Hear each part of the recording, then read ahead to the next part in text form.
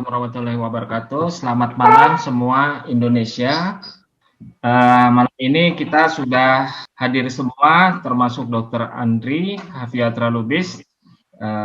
Lain daripada itu juga akan hadir Bapak Sandia Wisman, sebagai formulator, dan kemudian ada Dr. Dian Nugraheni sebagai peneliti dari Universitas Brawijaya. Oke, waktu dan tempat kami persilakan kepada Dr. Andre Havriata Lubis. Silakan Pak Dokter. Ya, terima kasih Pak Yanuar. Nah, teman-teman semua, saya sebenarnya excited sekali malam ini karena materi yang akan dibawakan itu adalah materi favorit saya waktu kuliah dulu, yaitu tentang imunologi. Karena memang sebenarnya masalah kekebalan atau imunologi ini rumit sekali, tetapi kalau kita sudah kuasain, sedikit banyak kita bisa sederhanakan, dan mudah-mudahan malam ini saya sudah berusaha sederhanakan semaksimal mungkin, dan mudah-mudahan dengan bahasa-bahasa yang teman-teman bisa enjoy, bisa nikmatin ya. Oke, dan nggak usah khawatir, nanti nggak ada ujiannya kayak saya dulu. Oke, saya akan buka slide-nya. Kita lihat ya teman-teman ya. Nah, malam ini kita akan bicara tentang kekebalan tubuh. Jadi, wawasan tentang kekebalan tubuh itu sangat penting, karena selama ini adalah bagian yang sebenarnya rumit, tetapi kalau disederhanakan sebenarnya cukup sederhana, tetapi di masyarakat ini terlalu disederhana-sederhanakan, sehingga cenderung agak dianggap enteng, dianggap soal kekebalan itu kan gampang. Tapi mari kita lihat, tujuan untuk menyampaikan ini adalah salah satunya kalau kita memahami, kita bisa menjaga, bagaimana cara menjaganya, kemudian kita juga bisa mensyukuri bahwa Tuhan sudah memberikan kita sistem kekebalan yang luar biasa ini, yang nanti Anda akan lihat dan bisa kagum. Jadi wawasan tentang kekebalan tubuh ini sangat penting, dan ini gambar virus COVID. Nah, tujuan utamanya untuk saya menyampaikan ini salah satunya adalah agar kita bisa mensyukuri bagaimana Tuhan sudah menciptakan tubuh kita begitu sempurna dengan kekebalan yang begitu luar biasa, dan tentu saja bagaimana agar kita bisa menjaganya tetap optimal supaya kita, keluarga kita tetap sehat, terutama dalam kondisi pandemi seperti ini. Ini memang suatu tantangan yang besar yang kita perlu ketahui ya, di pandemi ini. Jadi, Bapak Ibu, sistem kekebalan tubuh ini seperti yang Anda bisa lihat di slide ini ya, itu cukup kompleks, tetapi ini adalah sebuah algoritma sederhana saja, yang mana kita itu punya kekebalan berupa benteng-benteng terluar, ya, ini yang warna kuning. Jadi kekebalan tubuh kita itu ada benteng-benteng terluar, kulit kita, mata, air mata, kemudian mukosa mulut, itu semua adalah benteng-benteng terluar yang menjadi pertahanan pertama. Jadi kalau Bapak Ibu bayangkan sebuah kerajaan masa lalu, ada bentengnya, itu adalah kulit kita, dan kalau ada sungai di sekelilingnya, itu ibarat mukosa. Mukosa itu selaput lendir yang ada di mulut sama mata. Itu semua untuk mencegah musuh masuk, gitu ya. Tapi yang menarik juga, di kulit kita itu ada bakteri baik yang juga akan melindungi kita, karena kalau ada bakteri jahat masuk, bakteri baik tadi akan mencegah bakteri jahat tadi. Nah, ini adalah benteng terluar. Nah, di dalam benteng tadi ada namanya pertahanan dalam yang terdiri dari sel-sel kekebalan tubuh. Nah, sel kekebalan tubuh itu ada level satunya, itu terdiri dari sel-sel fagosit. Fagosit itu artinya sel pemakan. Jadi kalau ada kuman masuk, dia akan makan, itu tugasnya dia tuh. Pokoknya gambarnya kayak sederhana gambar Pac-Man begitu ya. Nah, dan dia nanti akan berperan dalam proses peradangan. Nah, ini sel-sel ini nanti bekerja untuk mengidentifikasi kalau musuh ada masuk. Jadi kalau di benteng itu, ibarat di menara-menara pengawas, itu ada tentara yang bertugas, dan kalau ada musuh masuk, dia yang menyerang pertama kali. Gitu, tanpa lapor, kemungkinan dia serang pertama kali. Itu kira-kira kalau dalam army gitu ya. Nah, kemudian ada namanya sel natural killer. Natural killer ini adalah sel yang dia akan membunuh sel-sel yang sudah terlanjur kalah. Kesannya kejam ya. Tapi di tubuh kita terjadi supaya sel-sel yang kalah ini tidak membebani pertahanan. Nah, kalau tentara musuh masuk ke dalam benteng, setelah sel-sel fagosit atau tentara di awal di depan ini melawan mereka, tentu saja mereka kemudian melapor ke pimpinannya.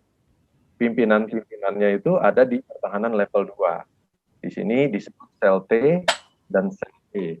Nah, sel T dan sel T ini dia menerima informasi, ya, dan dia juga nanti akan ikut membunuh musuh.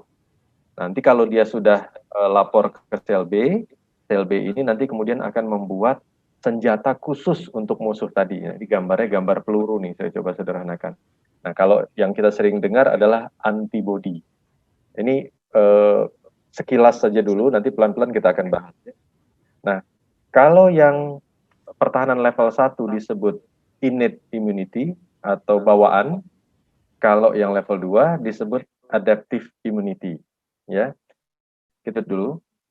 Apa perbedaannya innate dan adaptive ini? Jadi kalau innate immunity itu dibawa dari lahir. Jadi dari lahir kan kita punya kulit, Pak. Punya selaput lendir dan seterusnya, ya. Dan dia akan terus ada, tetap sama begitu kerjanya. Jadi sebagai sel-sel yang tidak spesifik, yang kemudian kalau ada musuh pokoknya dia serang, gitu. Tidak khusus, tidak ada kekhususannya, ya. Nah, tapi dia akan berkurang juga pada saat menua. Kalau yang adaptif atau acquired ini didapat, ya, diadaptasi, didapat. Jadi kita beradaptasi sehingga dia akan berkembang. Jadi sesuai dengan situasi dia akan berkembang. Di mana, nah ini yang menarik nih, semakin banyak infeksi masuk, maka tubuh kita akan semakin kaya dengan simpanan informasi berupa antigen-antigen itu, dan kemudian tubuh kita akan semakin kuat kekebalannya. Begitu. Jadi ini menarik ya, semakin banyak infeksi masuk, berarti semakin kuat. Pertanyaannya, apakah kemudian kekebalan pada orang yang sering terinfeksi itu akan jadi lebih baik dibandingkan dengan orang yang jarang terinfeksi? Orang yang sering sakit itu akan lebih baik daripada orang yang jarang sakit. Nah, itu sebenarnya tidak begitu juga, karena kalau sering terinfeksi, kekebalan tubuhnya malah turun. Lalu bagaimana agar kita seakan-akan sering terinfeksi, tetapi kekebalan tidak turun, dan kita punya kekebalan yang banyak? Kita bikinlah infeksi buatan atau infeksi bohongan. Itulah yang namanya vaksinasi, Bapak Ibu.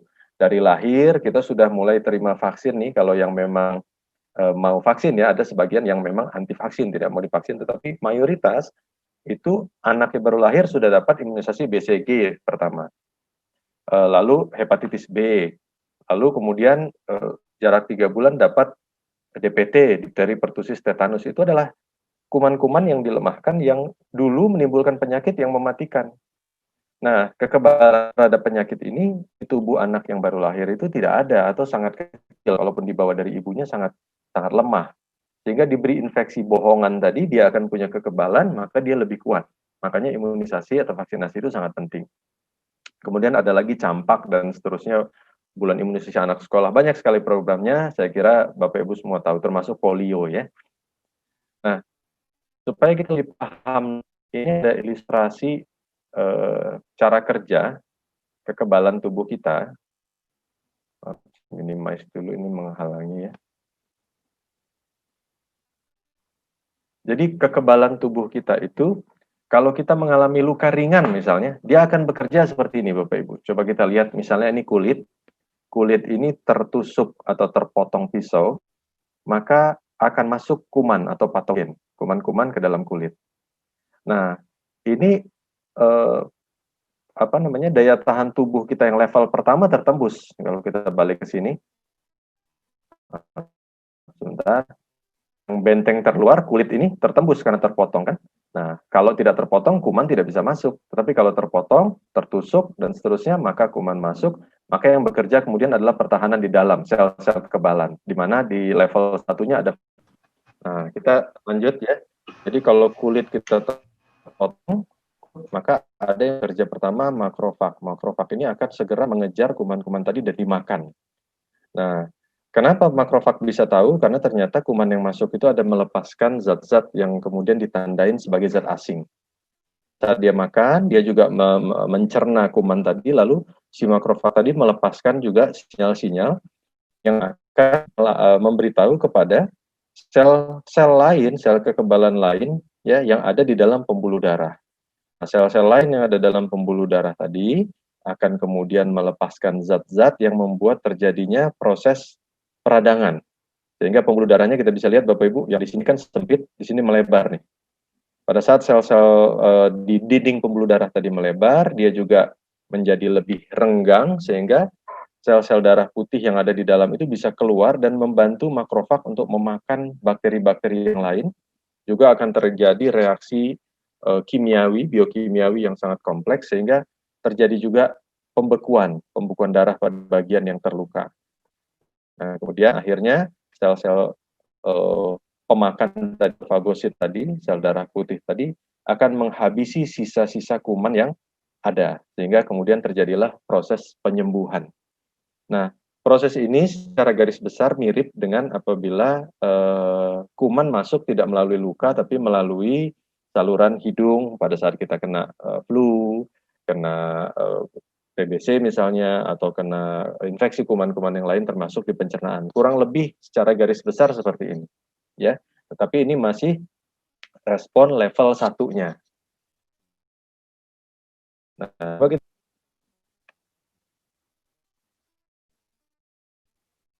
Nah, saya ada video menunjuk bagaimana sebuah sel makrofag mengejar bakteri dan memakannya. Ini menarik sekali nih Bapak Ibu. Coba kita lihat. Jadi makrofag itu bergerak walaupun dia nggak punya mata, dia bisa mendeteksi sinyal biokimiawi dari bakteri. Sel-sel lain yang merah, yang bulat-bulat itu adalah sel darah merah, tidak dia ganggu, tidak dia makan, karena sel ini bisa mengenali, ya, halo. Jadi dia bisa mengenali,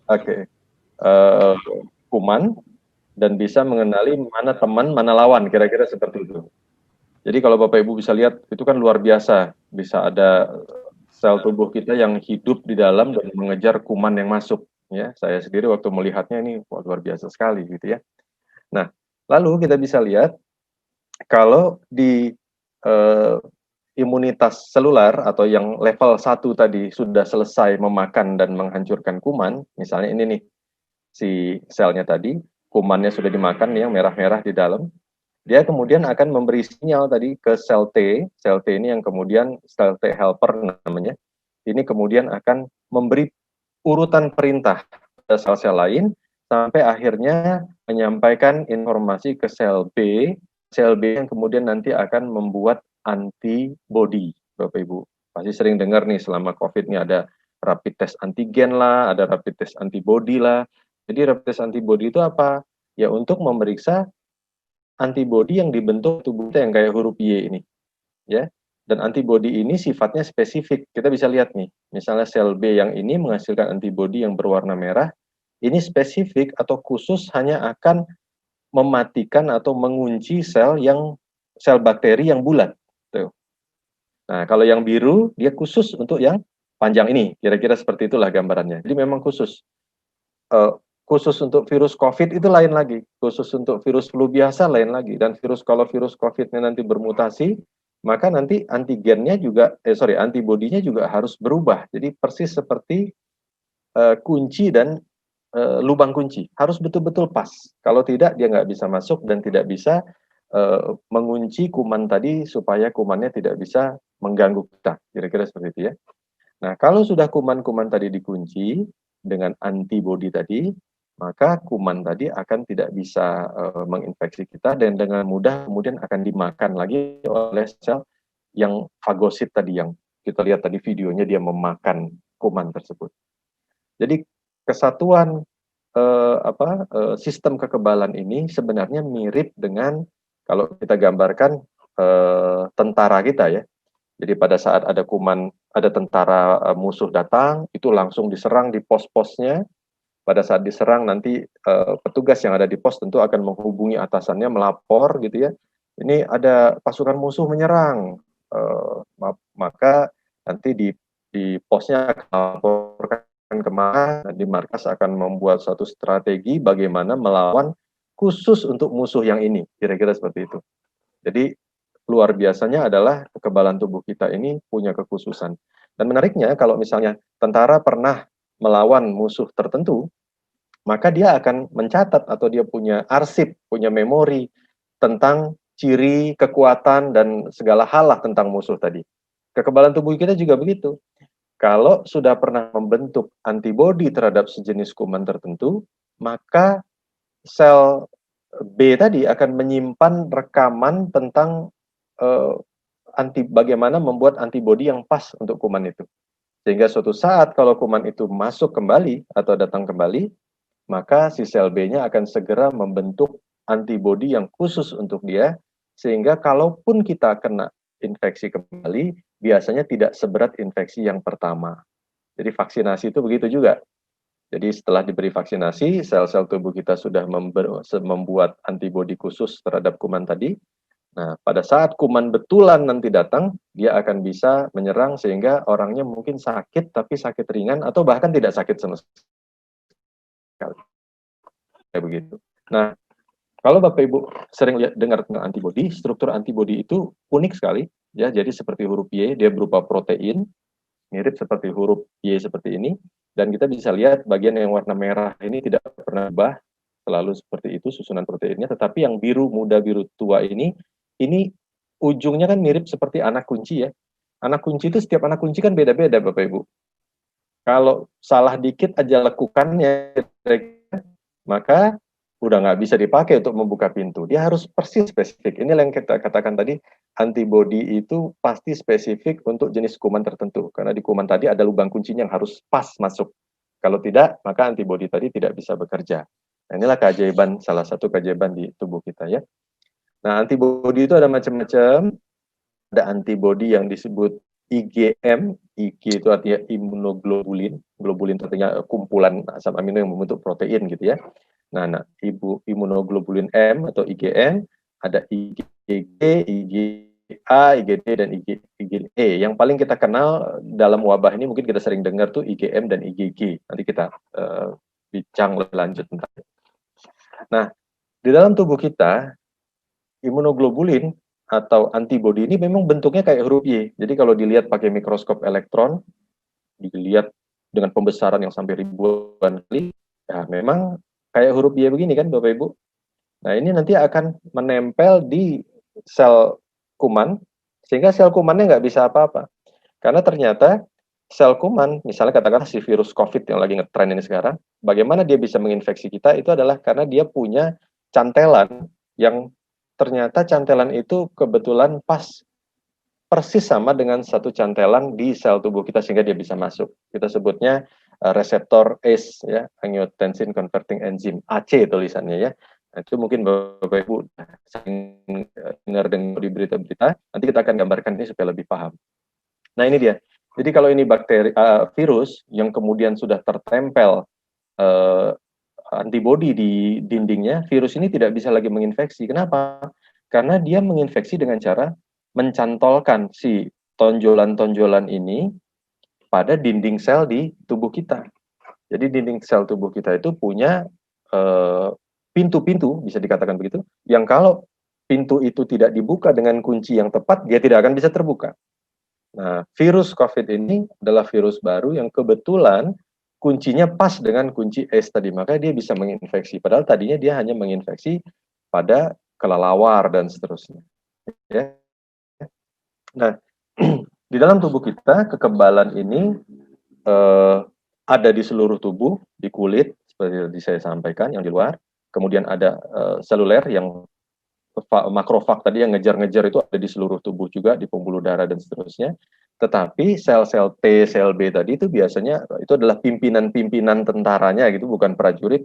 Dia ngumpul di markas-markas. Ini markas-markas besarnya itu ada di timus, ngumpul di sini nih.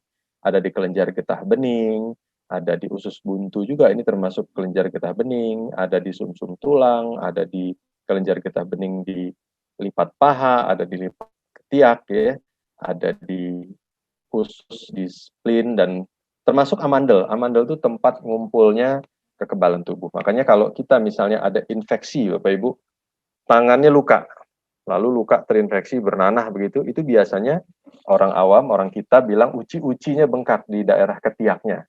Karena memang kemudian kalau ada infeksi di sini, maka di sini membengkak, merespon sini supaya nggak masuk terus ke dalam tubuh kita. Dia terkunci sudah sampai di sini, menyerang. Jadi ada regionalnya. Ibaratnya kalau di Indonesia, kalau musuh masuk lewat Aceh misalnya, maka Sumatera nih yang akan bergolak nih untuk melawan. Jangan sampai pindah pulau ke Jawa misalnya dan seterusnya. Nah, kira-kira seperti itu. Jadi ini adalah pos-pos utama sistem kekebalan. Nah, kalau misalnya kita dalam kehidupan sehari-hari, tentara musuh menyerang negara kita itu mungkin tidak setiap saat. Apa istimewanya kekebalan tubuh kita dibandingkan sistem pertahanan sebuah negara? Istimewanya adalah tubuh kita ini, Bapak Ibu, informasi penting untuk Anda ya, sebenarnya setiap waktu, setiap saat, setiap tempat itu diserang oleh kuman. Setiap saat, setiap tempat. Di kulit kita, di tenggorokan kita, di hidung, di mata, setiap saat. Dan mereka 7 kali 24 jam terus bertempur untuk melawan kuman-kuman tadi, ya. Jadi kita itu walaupun diserang terus, tapi kita jarang merasakan tadi, kita jarang sakit. Kok bisa gitu kan? Ya karena dia bekerja dengan baik. Nah, ini yang saya sampaikan, banyak orang salah memahami. Mereka mengatakan, oh saya jarang sakit karena kekebalan tubuh saya kuat. Itu sebenarnya sebuah istilah yang kurang tepat. Karena kalau kekebalan tubuh kuat, bukan optimal, kuat sekali, maka jadi masalah. Saya kasih contoh ya. Ini, jadi sistem kekebalan itu seharusnya optimal atau seimbang. Ya, dimana kalau dia seimbang, ini balance immune system, itu efektivitasnya akan optimal. Ya, jadi kalau misalnya kekebalan tubuh kita terlalu kuat, ini yang biru ini, kalau terlalu kuat, maka kalau ada bahaya dari dalam, kita akan mengalami satu masalah yang disebut penyakit autoimun, di mana kekebalan tubuh kita menyerang diri kita sendiri, Bapak Ibu. Dia menyerang sel-sel tubuh kita sendiri, terlalu kuat, overacting, overreaktif, itu berlebihan. Jadi penyakit-penyakit seperti Anda mungkin pernah dengar lupus, ya, kemudian diabetes tipe 1 yang dari kecil udah harus langsung pakai insulin, ya, kemudian rematik, ya, rheumatoid arthritis, itu semua karena kekebalan tubuh yang terlalu kuat justru merusak dirinya sendiri, ya. Nah, kalau kekebalan tubuh berlebihan seperti ini, pada saat bahaya dari luar masuk, juga akan jadi masalah. Kenapa? Yang muncul alergi. Jadi orang-orang yang kekebalan tubuhnya tidak optimal, berlebihan, pada saat misalnya dia makan udang bareng-bareng sama teman-temannya, teman-temannya nggak ada masalah gitu. Tapi dianya bengkak-bengkak sendiri, merah-merah. Ada orang, dia main-main ke taman, ya kena terhirup serbuk sari bunga, teman-temannya nggak apa-apa, dia sendiri kena serangan asma. Ada orang kehujanan, sakit sebentar, cuman karena kedinginan sembuh, dia kena reaksi alergi yang kemudian sampai ke sinusitis, sampai kemudian kadang-kadang operasi. Nah ini justru kekebalan tubuhnya terlalu lebay, berlebihan. Ini juga tidak kita inginkan, Bapak Ibu. Ya, jadi itulah sebabnya di materi ini kita memberi judul bukan bagaimana menguatkan kekebalan, tapi bagaimana mengoptimalkan kekebalan. Di sisi lain, kalau kekebalan tubuh kita terlalu lemah, maka kita akan gampang kena penyakit-penyakit infeksi yang mungkin pada orang lain bisa diatasi. Ya, nah misalnya TBC. TBC ini pada orang-orang yang kekebalannya baik, ya optimal, itu seringkali infeksi terjadi, kumannya masuk, tapi bisa diatasin dan tidak berkembang. Pada saat yang masuk itu kuman TBC juga, tapi pada orang yang kekebalan tubuhnya lemah, dia bisa kena sakit TBC yang berat, begitu ya. Kanker juga sama. Kanker itu adalah satu kondisi di mana sel di dalam tubuh kita berubah menjadi ganas dan itu terjadi hampir setiap hari di tubuh kita. Ada saja itu. Tapi pada saat kekebalan tubuhnya optimal, itu akan diincar oleh sel-sel fagosit tadi dan dimakan. Lalu selesai masalahnya. Tapi kalau kekebalan tubuhnya lemah, maka sel kanker ini bisa berkembang tanpa terkendali dan akhirnya menjadi besar dan sangat mengganggu. Begitu juga infeksi, mulai dari virus, bakteri, jamur, parasit. Ini kalau kekebalan tubuh terlalu lemah, maka infeksi dari virus dan seterusnya ini akan membuat kita gampang sakit dan mungkin bahkan sakit berat dan kematian. Jadi kuncinya adalah sistem kekebalan ini harus optimal, nggak boleh berlebihan, nggak boleh juga lemah. Nah, apa tanda-tandanya kalau kekebalan tubuh kita melemah? Kita harus tahu, misal ada orang yang sebentar-bentar sakit, sebentar-sebentar flu, ya kan? Nah, mungkin kita rata-rata kena flu itu setahun sekali. Ada orang yang 2 bulan sekali. Kalau kayak saya praktek di klinik tuh ada yang tiap sebulan sekali atau 2 kali berobat aja tuh. Dan biasanya terus minta keterangan sakit. Dan kita periksa memang dia sakit gitu, demam, batuk, pilek gitu ya. Ini lemah berarti kekebalan tubuhnya. Atau kelenjar getah bening membengkak, berarti ini lagi melawan, tetapi kalau bengkaknya terus-menerus berarti dia lemah tuh. Harusnya kalau melawan, menang, dia kempes lagi. Infeksi berulang, sebentar-sebentar sakit, seperti tadi bukan hanya flu, sakit-sakit yang lain juga sebentar-sebentar sakit. Atau ada luka, tapi lukanya lama sekali sembuhnya. Mungkin Bapak Ibu tahu orang-orang yang sakit, katakanlah misalnya diabetes ya. Orang sakit diabetes itu pasti kekebalannya juga kurang baik, sehingga lukanya lambat sembuh. Kenapa diabetes itu lukanya lama sembuh? Karena aliran darahnya terganggu dan sel-sel kekebalan tubuh tidak bisa segera menuju ke lokasi-lokasi infeksi. Nah, itu salah satu penyebabnya. Ya, ya. Nanti kita bahas. Nah, jadi kalau kita tidak ingin kekebalan tubuh kita melemah, juga tidak mau terlalu berlebihan, kita maunya optimal ya, ada hal-hal yang kita perlu lakukan, Bapak Ibu. Pertama, mungkin kita perlu kurangi stres. Apa hubungannya stres dengan kekebalan? Kalau kita stres, pikiran kita stres, kecemasan, maka badan kita akan menghasilkan hormon-hormon stres yang membuat sistem kekebalan ini terganggu. Gampangnya misalnya sebuah pemerintahan, suatu negara begitu, itu tentara-tentaranya saling down mentalnya karena pimpinannya bertengkar, ada kudeta lah misalnya dan seterusnya. Maka di bawah itu juga akan berantakan gitu. Ya, jadi pusat pikiran kita itu kalau terganggu akan menghasilkan hormon yang kemudian mengganggu kekebalan tadi. Merokok ataupun konsumsi alkohol, ini juga akan melemahkan kekebalan. Jadi kalau ada yang merokok, sebaiknya berhenti, apalagi di pandemi begini ya. Kemudian yang suka minum alkohol sebaiknya berhenti. Tapi kalau alkoholnya dipakai bukan diminum, tapi untuk dibersihkan ke tangan, boleh. Karena itu buat hand sanitizer, itu nggak apa-apa ya. Nah, kemudian kurang olahraga, kurang tidur, diet yang tidak sehat, makannya sembarangan tidak sehat ya, gizinya kurang. Dehidrasi, ini juga adalah masalah-masalah yang menyebabkan kekebalan kita turun. Ini sebenarnya tidak terlalu sulit untuk dikerjakan kalau mau kekebalan kita baik, gitu kan ya. Nah, tetapi kalau orang-orang yang memang sudah terlanjur punya kondisi medis yang menyebabkan kekebalan melemah, memang agak berbeda ya. Walaupun mereka lakukan yang tadi, tetap saja kekebalan tubuhnya akan tidak menjadi optimal, tetapi paling tidak kalau dia mengerjakan ini, hal-hal ini, kekebalan tubuhnya tidak makin buruk, tapi tetap tidak akan optimal seperti orang yang sehat. Misalnya apa? Orang yang sudah jatuh ke AIDS karena dia terinfeksi HIV, orang yang punya penyakit diabetes yang kadar gula darahnya tidak terkendali, gagal ginjal, asma kronis, orang yang sakit jantung koroner, orang yang menerima transplantasi organ, karena dia akan minum obat yang justru menekan kekebalan tubuhnya sepanjang umurnya agar tubuhnya tidak menolak organ yang ditransplantasi itu, yang dicangkok itu. Penyakit autoimun tadi, kekebalannya tadi menyerang dirinya sendiri karena dia berlebihan, tetapi akibatnya kemudian kekebalannya secara keseluruhan malah melemah. Bagaimana tidak melemah? Tentaranya saling perang sendiri gitu kan di dalam tubuh. Sedang dalam pengobatan kemoterapi terhadap kanker, ini juga akan melemahkan kekebalan tubuh. Nah, kemudian malnutrisi Bapak Ibu. Tadi saya sempat singgung tentang TBC, orang-orang yang kekebalan tubuhnya bagus itu nggak gampang sakit TBC walaupun kumannya masuk. Tapi kalau orang-orang yang kekebalannya lemah itu begitu kumannya masuk biasa terinfeksi dan bisa berat. Kita dalam praktik sehari-hari dapat dengan mudah melihat fenomena ini.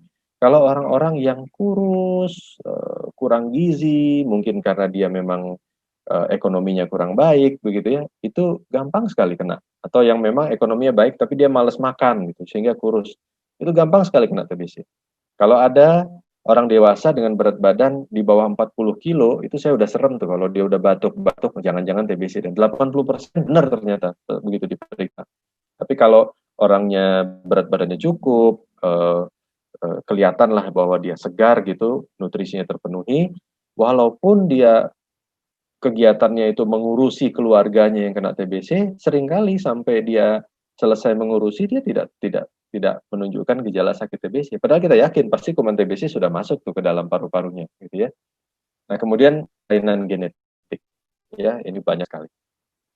Nah, jadi tipsnya bagaimana dong kalau kita mau jaga kekebalan tubuh kita tetap optimal? Tentu saja seperti yang gambar di lingkaran tadi, tidur kita harus cukup, stres kita harus dikurangi, lakukan hal-hal yang disenangi, kerjakan apa yang kita suka, hobi, ada yang hobi bertanam bunga, sekarang lagi rame itu bunga bunga janda segala macam itu ya. Kemudian ada yang lagi rame bersepeda ya, ada yang hiking dan seterusnya. Nah, kemudian juga tetap berolahraga dan olahraganya jangan olahraga yang terlalu keras, tapi olahraga yang moderat ya, karena kalau terlalu keras, terlalu lelah, terlalu capek, kekebalan tubuh juga bisa terganggu. Nah, kemudian makan makanan yang sehat, termasuk buah-buahan dan sayur-sayuran yang berwarna-warni. Kenapa buah dan sayur yang berwarna-warni ini selalu disebut-sebut? Karena ternyata dia kaya dengan antioksidan, dan antioksidan ini akan membantu kekebalan tubuh kita bekerja menjadi optimal. Itu dia Bapak Ibu yang penting ya. Nah, di sini di judulnya tadi kan kita sampaikan bagaimana propolis ya itu bisa membantu mengoptimalkan kekebalan tubuh kita. Nah, maka saya coba ambil dari satu web yang Bapak Ibu kalau punya ingin tahu tentang apa namanya hal-hal yang terkait dengan kesehatan itu ada web Halo Dokter boleh tuh kalau misalnya search di situ. Informasinya cukup sederhana untuk masyarakat luas, mudah dipahami dan bisa diyakini kebenarannya, tidak hoax kalau di web ini gitu ya. Nah, di situ membicarakan juga tentang fakta dan kandungan Bapak Ibu sendiri. Jadi udah lama sekali, udah ratusan tahun bahkan sebelum Masehi itu dipercaya sebagai herbal untuk menyembuhkan berbagai penyakit. Nah, di dalam propolis ini di dalam kotak kuning dia mengandung lebih dari 300 senyawa kimia yang bermanfaat, di mana kandungan terbanyaknya adalah polifenol yang bertugas sebagai antioksidan. Nah, ini yang kita sebut-sebut antioksidan lagi nih, yang dia dapat bermanfaat untuk mengatasi kerusakan dan penyakit dalam tubuh. Ya, salah satu polifenol yang ada di dalam propolis adalah flavonoid. Ya. Nah, tapi memang komposisi propolis ini di seluruh dunia tidak selalu sama tuh. Dia sangat tergantung dengan kondisi dan lokasi lebahnya bersarang serta jenis pohon dan tumbuhan yang ada di sana gitu. Nah, madu juga begitu. Madu yang dihasilkan oleh lebah itu di Indonesia saja sangat beragam. Ada madu dari Banten, ada dari Sulawesi Selatan, ada dari Bangka. Itu bentuknya beda, rasanya berbeda, dan manfaatnya juga agak berbeda. Begitu juga dengan propolis. Nah, yang menarik adalah yang sekarang lagi sangat dikenal adalah propolis dari Brazil karena dia punya kelebihan zat yang namanya artepilin C yang juga termasuk antioksidan yang nanti mungkin akan dibicarakan oleh pembicara-pembicara yang lain detailnya gitu ya. Nah, banyak manfaat dari propolis kita lihat dari penelitian yang ada ya dari sini, termasuk salah satunya infeksi virus tapi bukan COVID ya, oleh di sini virus herpes simplex ini ternyata dia luka-lukanya lebih cepat sembuh dibandingkan kalau diberi obat oles asiklovir yang mana itu adalah obat antivirus gitu ya. Nah, walaupun ini masih perlu diuji untuk dengan pembuktian yang lebih lanjut yang lebih kuat ya, tetapi di penelitian-penelitian awal hasilnya sudah sangat menjanjikan gitu ya. Juga mengurangi rasa sakit dan seterusnya. Mencegah sariawan, masalah-masalah pada tenggorokan, masuk meningkatkan kekebalan sehingga dia bisa mengatasi penyakit TBC-nya misalnya gitu. Nah, walaupun ada sebagian yang mengatakan kita berhati-hati kalau ada asma, karena ada sebagian orang yang memang punya alergi asma, itu bisa alergi terhadap si propolis tadi. Ini mudah dilihat kalau misalnya bereaksi, ya berarti sebaiknya dihindarin, tapi kadang-kadang justru ada yang pada saat dia konsumsi, dia malah asmanya makin membaik. Nah, ini juga, ini mudah sebenarnya tinggal dicobakan ya. Nah, di web Halo Dokter ini dia netral ya dan dia ingin menyampaikan bahwa memang kalau kita punya gangguan perdarahan atau orang-orang yang sedang mengkonsumsi obat-obat pengencer darah, ini harus berhati-hati dalam artian dikonsultasikan atau diperiksakan secara rutin kondisi penyakitnya sambil konsumsi. Tapi kalau memang akan melakukan tindakan operasi, sebaiknya 2 minggu sebelumnya, obat-obat pengencer darah juga dokter biasanya akan hentikan atau kurangin dosisnya, termasuk juga suplemen-suplemen lain yang mengencerkan darah sebaiknya kita hindari. Nah, untuk ibu hamil dan menyusui, kalau tidak terlalu sangat dibutuhkan, memang sebaiknya dihindari karena belum terbukti keamanannya, ya. Nah, ini adalah penelitian-penelitian yang kita bisa dapat dari internet, ya, di web-web penelitian resmi yang saya lihat kalau kita baca benar-benar, maka terlihat bahwa penelitian-penelitian ini masih sifatnya awal, ya. Jadi kayak ini yang saya kuningan ini, ya, di penelitian ini apakah efektif propolis sebagai antivirus terhadap COVID-19. Nah, ini jadi para peneliti itu sedang berusaha untuk mencari, gitu ya. Nah, jadi jawabannya adalah propolis sebagai produk alamiah yang aman, may has itu artinya bisa jadi ini, karena memang hasil-hasilnya bagus, nampaknya memang menjanjikan, gitu ya.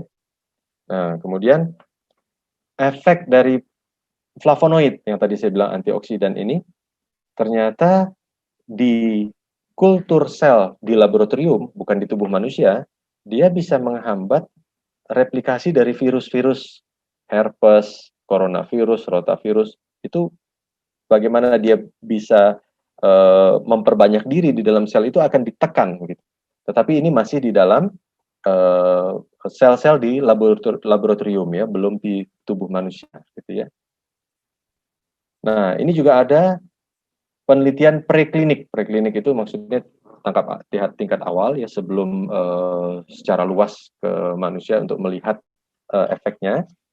Ternyata dia bisa memperbaiki regulasi kekebalan tubuh kita, ya, terhadap sitokin. Nah, sitokin ini adalah satu zat, Bapak Ibu, yang kalau pada orang yang sakit COVID berat, ini sitokinnya banyak sekali sehingga terjadi reaksi yang berlebihan. Kadang-kadang justru pasien COVID itu meninggal karena reaksi berlebihan dari tubuhnya sendiri sehingga paru-parunya tenggelam, gitu bahasa awamnya, ya. Nah, dia bisa menekan atau mereduksi interleukin 6, 1 dan seterusnya yang ujungnya nanti dapat mengurangi resiko cytokine storm syndrome, itu yang tadi saya sampaikan bisa menyebabkan kematian pada penyakit COVID, ya. Nah, jadi karena saat ini kasus-kasus COVID ini adalah sebuah kegawat daruratan dalam pandemi ini dan pilihan-pilihan obat-obatnya itu masih berubah-ubah, dokter-dokter juga masih terus meneliti. Dulu kita sempat dengar ada obat malaria, oh orang borong beli, padahal itu sendiri masih dalam uji coba dan ternyata belakangan, oh ternyata ini nggak dipakai lagi. Obat pengencer darah, orang borong beli, lalu dikatakan, oh kalau diberi dexamethasone ini akan bagus, padahal itu khusus kalau memang dirawat di rumah sakit. Lalu orang nah akhirnya malah infeksinya tambah berat. Nah, karena masih chaotic seperti itu, maka pemberian tambahan-tambahan suplemen-suplemen yang menjanjikan seperti ini, itu bisa menjadi pilihan untuk kita berikan pada orang-orang yang mungkin dia masih gejala ringan atau tanpa gejala, masih isolasi mandiri di rumah, ataupun yang gejala berat perlu tambahan-tambahan suplemen, itu bisa membantu karena ada penelitian-penelitian awalnya, ya. Tentu banyak di antara yang berharap, wah penelitiannya kenapa nggak udah lengkap begitu ya, karena memang penelitian itu tidak gampang, tidak cepat, ya. Jadi ini saja sudah syukur alhamdulillah nih ada penelitian yang membuat kita menjadi lebih percaya diri lah untuk menggunakannya, begitu ya. Nah, ini khusus penggunaan propolis Brazil, ya, pada pasien yang terinfeksi COVID. Nah, ternyata dilihat bahwa dia punya efek menghambat reseptor ACE2 ya, sehingga dia juga punya efek aktivitas antiviral. Sudah terbukti di in vitro dan in vivo. Kalau in vivo itu di sel ya, kalau in vitro itu di laboratorium ya. Jadi sudah, tapi belum luas. Jadi makanya tidak menjadi suatu baku untuk mengobatin pas COVID. Belum. Ini di center-center tertentu seperti di sini nih, ini di rumah sakit di São Rafael misalnya ya. Nah, ini juga ada nih propolis dan coronavirus disease lessons from nature. Jadi ini adalah artikel ya yang dibuat dalam rangka ingin mengajak nih ya. Jadi misalnya nih dia sampaikan di sini mempertimbangkan bahwa saat ini belum ada terapi standar untuk pencegahan dan pengobatan COVID. Nah, kita ingin untuk menambahkan beberapa pemikiran-pemikiran baru, open debate tentang possibility propolis kita gunakan dalam situasi ini, gitu ya. Karena banyak yang sudah mulai gunakan dan melihat hasilnya cukup baik, gitu ya. Tapi belum terlalu meluas, gitu ya.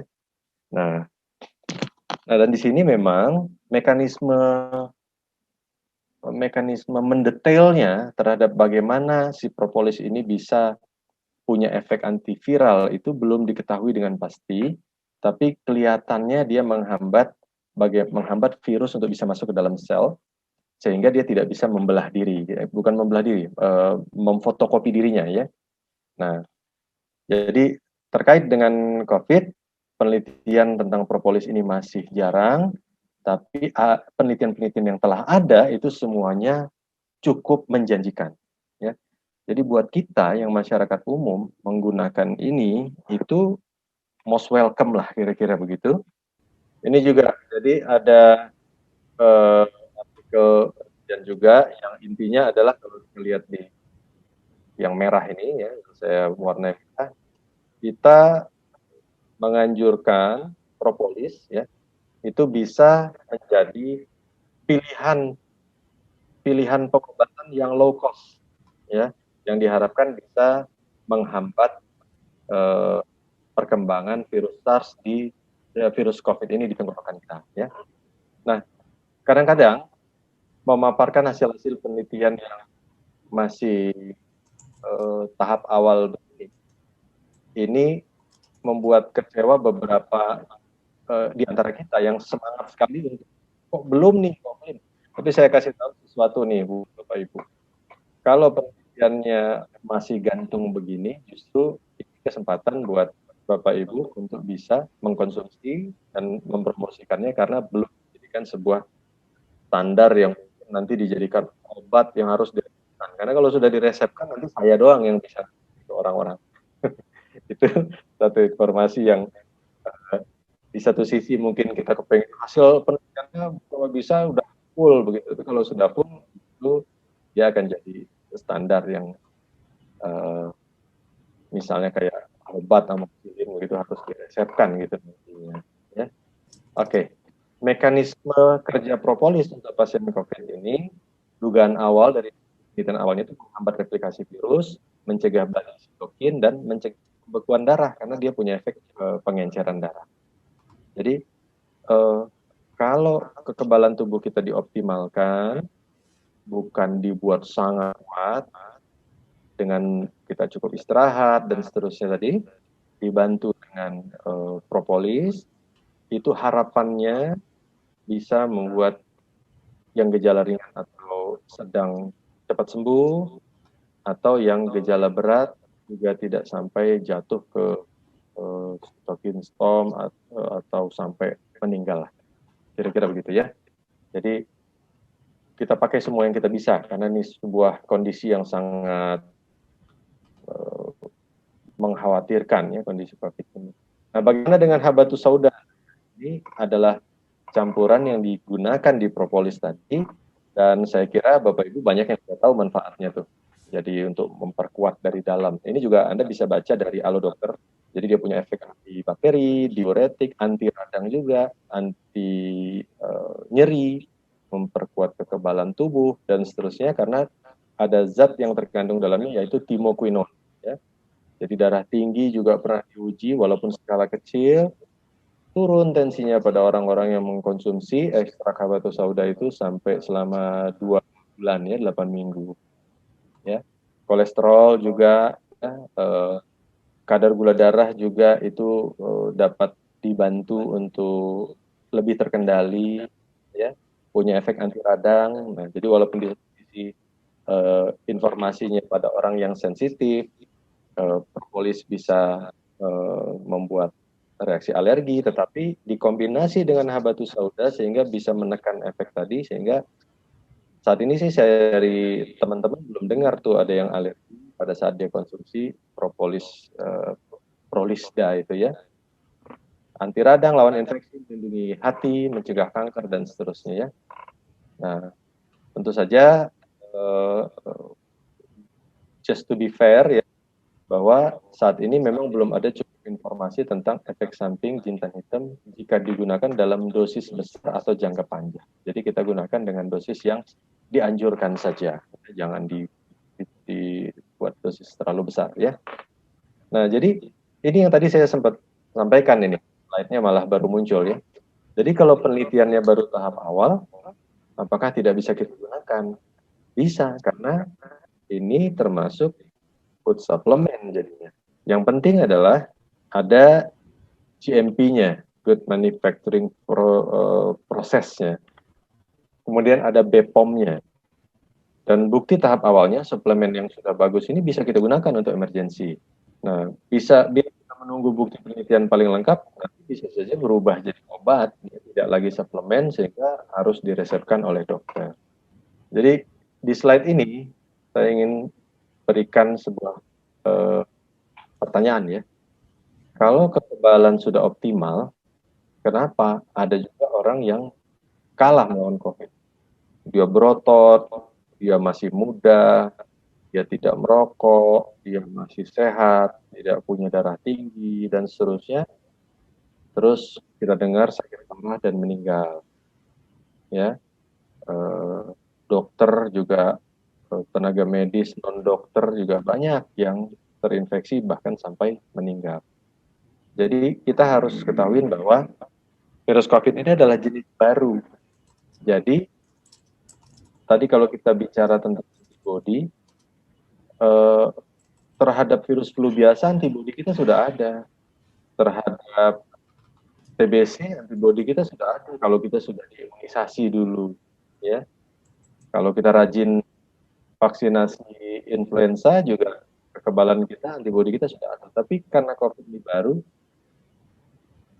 tidak ada orang yang punya antibody terhadap khusus virus COVID ini, kecuali yang sudah terkena gitu ya, akhirnya dia akan punya. Tapi kalau yang belum, tidak ada. Itu yang menyebabkan bisa saja kita sakit berat. Yang kedua, dia menginfeksi lewat reseptor ACE tadi, yang mana virus-virus lain itu tidak ada yang lewat reseptor ini sebelumnya. Nah, kalau virusnya menginfeksi lewat reseptor ACE ini, efeknya sangat besar. Kenapa? Karena dia ACE ini, angiotensin converting enzyme ini fungsinya itu mengatur melebar dan menyempitnya pembuluh darah, melebar dan menyempitnya paru-paru, dan mempengaruhi penumpukan cairan dan peradangan yang menyebabkan orang banyak meninggal karena COVID ini. Hal-hal itu tadi,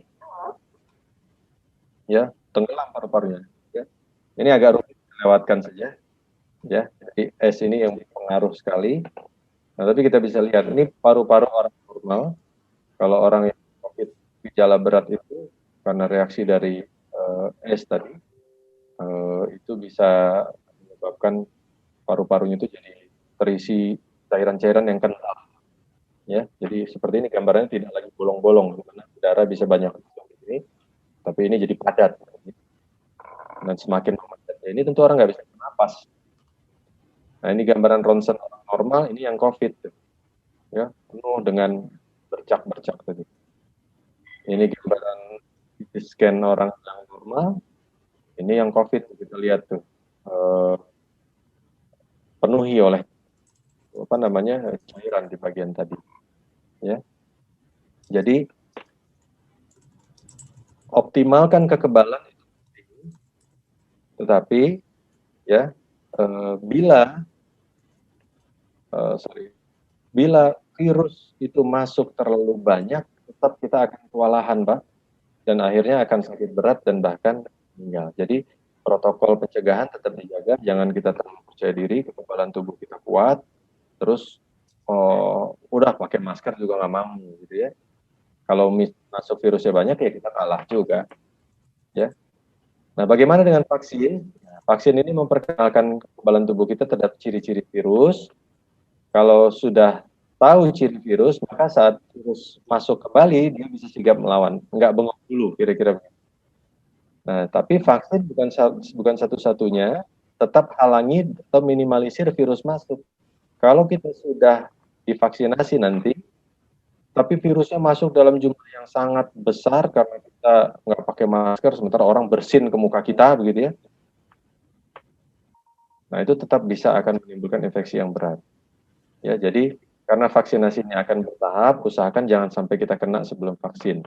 Ya, dan setelah divaksin kita bisa tetap kena, tapi mungkin tidak berat gejalanya. Ya, saya kira itu Bapak-bapak, Ibu-ibu yang bisa kita sampaikan. Yang kurang jelas mungkin nanti bisa ditanyakan ini. Saya kembalikan ke Pak dulu, Pak. Silakan chat jika ada pertanyaan, nanti akan direkap di akhir ya, nanti dijawab satu persatu. Nah, setelah itu lanjut dulu dengan next pembicara yaitu Dr. Dian ya, Dr. Dian. Terima kasih. Assalamualaikum warahmatullahi wabarakatuh. Saya Dr. Dian Nugraheni, saya staf pengajar dari Universitas Brawijaya. Saya juga aktif meneliti mengenai herbal medicine atau pengobatan herbal di tahun 2009. Baik, terima kasih karena malam ini saya diundang oleh PT Accelerating Business Eminence untuk memberi review atau wawasan mengenai atopinsi. Karena akhir tahun lalu kami diminta oleh Kak Awi untuk menganalisis kadar atopinsi pada propolis polisda. Nah, ini adalah hasil analisis kadar atopinsi pada sampel produk propolis polisda dari PT Accelerating Business Eminence. Jadi bisa kita lihat di sini bahwa polisda mengandung atopinsi sebanyak 3,015 mikrogram per gram. Ini analisis ini kami lakukan sekitar bulan November-Desember kemarin. Ya. Jadi ini adalah alat yang kami gunakan untuk menganalisis kadar atopinsi pada propolis polisda. Alat ini namanya LC-MS-MS, yaitu kromatografi cair dan spektrometri massa tandem. Jadi pada prinsipnya apabila kita ingin menganalisis suatu komponen, misalnya atopinsi atau komponen yang lain, misalnya quercetin atau asam kafeat dan lain sebagainya, kita akan menginjeksikan sampel tersebut pada perangkat kromatografi ini. Ya. Kemudian di alat ini akan dilakukan pemisahan komponen-komponen berdasarkan pergerakannya pada kolom. Jadi di alat ini ada kolom yang dia akan mengarahkan komponen-komponen tadi. Kemudian alat ini tandem dengan spektrometri massa. Ya. Jadi spektrometri massa ini dia akan melakukan ionisasi. Ya. Jadi tadi komponen yang sudah dipisahkan dia akan diionisasi, dibentuk ion-ion atau massa yang bermuatan. Kemudian dilakukan fragmentasi, ya, dicacah kecil-kecil sehingga akan terbentuk yang tadinya di sini terbentuk massa bermuatan parent atau indukannya, dia akan terbentuk massa anakannya. Gitu. Dan massa induk maupun massa anakan untuk setiap komponen ini khas, sehingga kita bisa membedakan antara komponen satu dengan komponen yang lain. Nah, kemudian masa-masa yang sudah dianalisis tadi akan dideteksi oleh detektor ini ya, kemudian akan muncul sebagai spektrum yaitu puncak seperti ini. Nah, ini adalah hasil analisisnya. Di sini ada 3 puncak ya, kita bisa lihat di sini. Yang grafik pertama ini kita lihat di sini sumbu Y adalah jumlah relatif dari komponen-komponen yang terukur, kemudian sumbu X ini adalah waktunya. Kita bisa lihat di sini bahwa mulai menit 0,14 sampai menit ketiga ini sebenarnya kalau dibesarkan ini banyak sekali puncak yang terdeteksi, akan tetapi jumlahnya tidak relatif sedikit ya. Sementara itu pada menit ke 3.30 ini kita bisa amati ada puncak yang mayoritas jumlahnya dibandingkan dengan puncak-puncak yang lain. Kemudian pada menit berikutnya juga terdeteksi puncak-puncak tetapi jumlahnya sedikit. Tentunya kita penasaran ya, kok ada komponen yang jumlahnya besar di dalam propolis ini. Ini komponen apa? Nah, setelah kita analisis, ternyata komponen yang muncul pada menit ke 3.30 tersebut adalah artepilinsin dengan luas area yang luas ini ya. Jadi 581.705 ini adalah luas area untuk artepilinsin. Apabila kita bandingkan dengan grafik yang tengah ini adalah grafik untuk CAPE atau asam sulfat. Di sini kita lihat luas areanya hanya 3.276. Jadi jumlah artepisin C pada polisda ini jumlahnya hampir 200 kali lipat ya dibandingkan jumlah CAPE. Ini tentunya jumlah yang sangat besar. Bagaimana kita bisa mengatakan bahwa itu adalah artepisin C? Ya, kita lihat di sini ternyata dia punya parent mass atau massa indukan yang khas, yaitu di 299 ditambah 1 elektron di 300.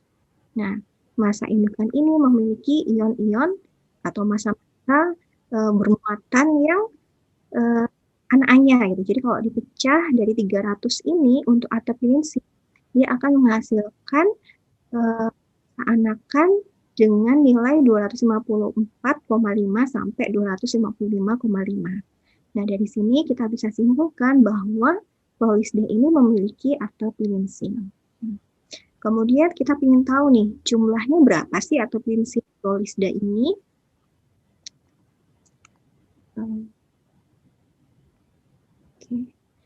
Nah, kita hitung dulu luas area ini kenapa ada 1 dan 2 dengan nama sampel yang sama, karena dari 1 sampel polisda ini kita hitung sebenarnya 3 kali dan kita ambil 2 yang nilainya mendekati ya. Jadi harus ada pengulangan untuk mengkonfirmasi hasil yang kita dapatkan. Kita lihat ini ada area 1, 2, kemudian ini dibuat rasio antara area dengan berat, sehingga kemudian didapatkan rasio area berat, kemudian dibuat rata-rata rasionya. Dan kita bandingkan dengan artepilinsin standar yang dimiliki oleh perusahaan. Jadi artepilinsin standar ini artinya dalam satu vial artepilinsin itu tidak ada komponen lain yang menjadi pengotor, murni artepilinsin. Sehingga kita bisa bandingkan berapa sih luas area artepilinsin di sampel ini dengan luas area artepilinsin pada standar. Ya. Sehingga kita bisa ukur dan kemudian kita hitung bahwa komponen artepilinsin itu sebesar 3,15 mikrogram per gram. Seperti itu. Tadi sudah disampaikan oleh Dr. Andri bahwa propolis ini memiliki warna, tekstur, dan komposisi kimia yang bervariasi. Ini sangat tergantung pada lokasi sarang lebah dan juga flora tempat yang tumbuh di lokasi tersebut. Ya. Ini pada jurnal-jurnal internasional yang bereputasi. Jadi disebutkan di jurnal-jurnal internasional yang bereputasi bahwa artepilinsin ini merupakan penanda kimiawi atau standar kualitas propolis hijau dari Brasil. Ya, jadi kalau disebutkan sebagai penanda kimiawi atau standar kualitas, maka artepilinsin ini hanya pada propolis hijau Brasil. Kenapa bisa demikian? Karena lebah yang menghasilkan artepilinsi ini, lebah yang menghasilkan propolis yang mengandung artepilinsi ini ya, dia hidup di Brasil dan dia menghisap nektar dari Baccharis dracunculifolia yang merupakan famili dari Asteraceae. Nah, ini adalah tanamannya. Sehingga ini akan membedakan karena tanaman ini khas di Brasil ya, dia akan membedakan dengan propolis lain yang misalnya berasal dari Australia, dari Taiwan, atau dari Jepang, Yunani, dan sebagainya.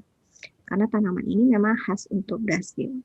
Ini jadi saya sempat membaca beberapa jurnal yang terkait dengan artepilinsi ini. Ternyata hasil penelitiannya sudah banyak sekali yang dipublikasikan di jurnal-jurnal yang bereputasi ya. Jadi di sini disebutkan bahwa dari tahun 2000 sampai 2020 itu ada 121 publikasi di dalam jurnal internasional ya, atau jurnal yang berbahasa Inggris yang terkait dengan artepilinsi ini. Dan juga dari 121 publikasi tersebut, 64 paper ini membahas mengenai fitokimiawi ataupun juga manfaat farmakologis dari artepilinsi. Nah, ini banyak penelitian memang masih dalam tingkat in vitro atau tingkat sel dan juga in vivo pada hewan coba. Ya. Beberapa manfaat diantaranya adalah sebagai antioksidan, anti radang, dan juga imunomodulator atau zat yang bisa meningkatkan kekebalan tubuh. Demikian yang bisa saya sampaikan. Kurang lebihnya saya mohon maaf. Wassalamualaikum warahmatullahi wabarakatuh. Oke, terima kasih Dr. Dian. Menjadi lebih mengerti. Kali ini sudah cukup sekian sampai di sini. Terima kasih semuanya. Terima kasih sekali lagi Dr. Andri. Terima kasih untuk Dr. Dian dan Pak Sadia Wisman, Pak Peter, Pak Yanuar, dan semua mitra-mitra AB maupun teman-teman yang hadir pada malam hari ini. Terima kasih. Selamat malam. Stay healthy, stay safe ya teman-teman. Selamat malam, salam buat keluarga. Selamat malam semua. Terima kasih dok. Ya, sampai ketemu lagi. Dian, makasih semua. Terima kasih. Pak Awi, makasih.